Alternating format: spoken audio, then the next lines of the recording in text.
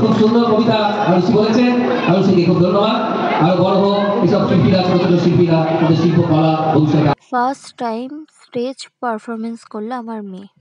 না কোনোভাবে ও রেডি ছিল, না আমরা জানতাম যে ও স্টেজ পারফরমেন্স করবে।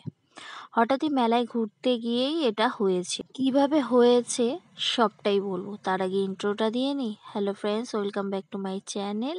আশা করি তোমরা সবাই ভালো আছো, আমি খুব ভালো আছি। আরুষি দত্ত চ্যানেলে তোমাদেরকে ওয়েলকাম জানাই। এই পার্টিসিপেটটা উদ্যোক্তা ছিল ওর বাবার। ওর বাবাই হঠাৎ বলল সব বাচ্চারা যখন কবিতা বলছে তো আমার মেয়েও তো বলতে পারে। আমি বললাম এভাবে নাম দেওয়া নেই, হঠাৎ করে বলবো। তো এখানে আমার একটা চেনা ফ্রেন্ড ছিল, তো তাকে আমি বললাম নামটা কি দেওয়া যাবে?